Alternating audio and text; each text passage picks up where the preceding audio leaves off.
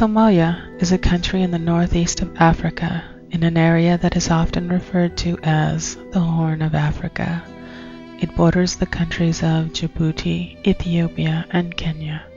Its coastline runs along the Indian Ocean to the Gulf of Aden. Its capital city is Mogadishu. The country is classified as a desert or desert scrub. It has a very dry climate. Although it has very little rainfall, there are 2 rainy seasons. Average temperatures throughout the year are between 23 to 32 degrees. Its area is nearly twice that of Finland's. The people of Somalia have been traditionally pastoralists, agriculturalists, or agro-pastoralists. So these nomadic or semi-nomadic people herd goats, sheep, cattle, and camels. Though in recent times the country has seen people moving to urban areas where they take common city jobs such as merchants, store clerks, and civil servants.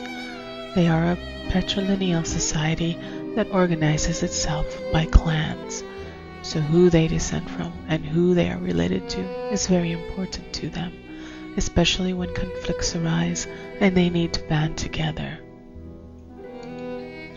There are 2 main clans that branch into several sub-clans. The 2 major clans are the Somali, who are in the majority, and the Sab. Somali society is mostly egalitarian and democratic. In the book, The Somalians, it states that, for all Somalis, the family is the ultimate source of personal security and identity. Historian Charles Geschecter notes, when Somalis meet each other, they don't ask, "Where are you from?" Rather, they ask, "Whom are you from?" To explain the clans, the nomads have this saying, "My full brother and I against my father's household against my uncle's household, our 2 households, my uncle's and mine, against the rest of the immediate kin against non-immediate members of my clan against other clans, and my nation and I against the world." Somalis are one of the most homogeneous ethnic and cultural groups in Africa, so they do not divide themselves into different tribes.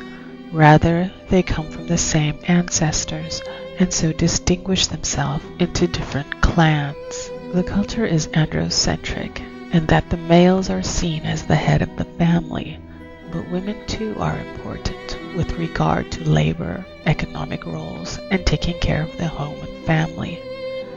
The years of socialism allowed women to participate more in society. This meant that women had access to education, work, and travel, so Somali women have experienced more freedom than most other Muslim women. Households are usually comprised of the parents and the children. It is not uncommon for an elderly parent to live with their child's family. There is a strong inclination to rely on extended family as one social network. Somalis are Sunni Muslims. It is estimated that Somalis converted to Islam in the 11th or 12th centuries. Their religion is a very integral part of their identity. Somalis have an inclination towards Sufi mysticism. Additionally, there are some aspects of pre-Islamic traditional religions found in the folk spirituality. At this point, it becomes impossible to talk about Somalis without talking about them being Muslim. So now, to discuss their values and who they are, we must realize that all this is guided by the principles of Islam. Some say that the first mention of Somalia is made by the ancient Egyptians, who spoke of it as the land of Punt. The Palermo stone's hieroglyphics reveal that frankincense and myrrh, specialties of Punt, were purchased. The walls of the Dersi Bahari temple tell the tale of the 1493 BC expedition Queen Hatshepsut sent to purchase trees for her garden.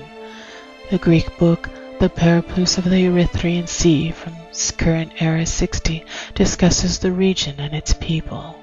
2 other notable travelers to this land were the Muslim adventurers Ibn Battuta and Zenghi. Ibn Battuta wrote about the size of Mogadishu from his 1325 voyage. Zheng He was sent to Africa by Kublai Khan, the Mongol ruler, in 1414. Zheng He came back to China with exotic beasts. After the 11th and 12th centuries, when Somalis had converted to Islam, they engaged in a war with Christian Ethiopia. The Portuguese were involved in the fighting and turned the tide in favor of the Ethiopians. However, it was noted that no matter how much they tried, the Portuguese were never able to conquer Mogadishu.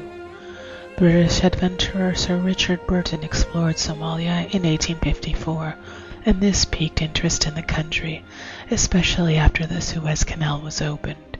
In 1887, the British took a chunk of the north and called it British Somaliland. The French snatched the territory known as Djibouti and dubbed it French Somaliland. Not to be left out, the Italians staked a claim on the southern region. They left an imprint on the city of Mogadishu with their architecture. This has largely been destroyed in subsequent battles. A decade later, the Somalis had had enough. In 1899, Muhammad Abdullah Hassan gathered an opposition force and fought the colonial powers for 20 years. When he died, so did the resistance movement. However, World War II was on the horizon, and this meant skirmishes between the occupying forces. Italy and Britain waged war on each other for control of Somalia. In the end, the United Nations stepped in and gave southern Somalia to Italy for a 10-year period. After the 10 years, British Somaliland and Italian Somaliland were given independence, and they became one Somali Republic on the 1st of July 1960. This lasted for 9 years, when after struggling for unification, the military staged a coup d'etat. They formed the Supreme Revolutionary Council, and Major General Muhammad Ziad Barre became president.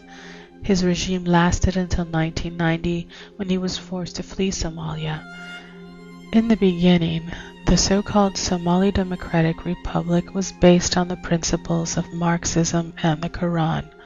However, the country was put through another war with Ethiopia, and when Somalia was defeated, the country went through an economic decline.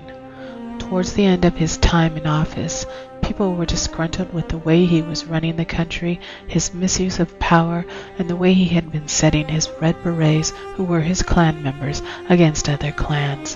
When he was finally ousted from office, it became another struggle between two men. This led to a civil war.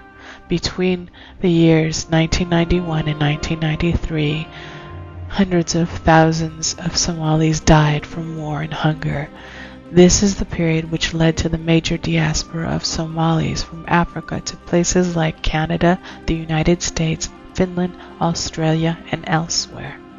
Finally, while the United Nations tried to broker a truce between the two factions, in 1992, the United States launched Operation Restore Hope. Food and supplies were taken into the country to ensure that it got to the people instead of being intercepted.